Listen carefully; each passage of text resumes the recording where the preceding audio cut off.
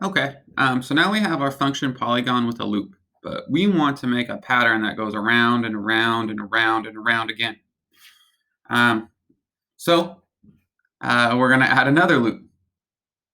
Um, so we go to control, and in here, we're just going to call our function, and then we're going to add just a turn left because we don't want to draw in the same spot every time. We want to make sort of an angle.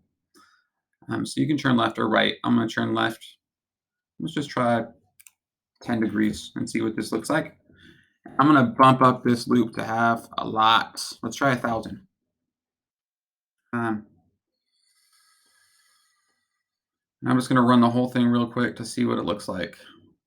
And you see it's keeping on going and going. So it drew 1,000 10-sided shapes. And we can try messing around with these numbers. The bigger you make your sides, the bigger the shapes are going to get. You can also change the degrees. Like if we try 1, it's going to look a lot different. If we try 100, we'll see what that looks like. It looks a little bit different. So what's cool about this is we have 2 loops going on. So let's just take a look at the code. I'm going to run it. So it draws 1 loop and it turns left.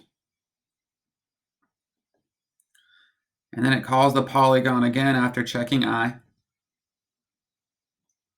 It does another one. So you can see that we're kind of getting like some double loop action going on. So if we want to know how many times like a certain line runs, this code, lines 15 and 16, is going to run whatever n is, which is 20, times 1,000 times, which is a lot. It's kind of cool. And you can make it random shapes, but you'll see this code is like 18 lines, but it runs like 2,000 times. It's quite efficient.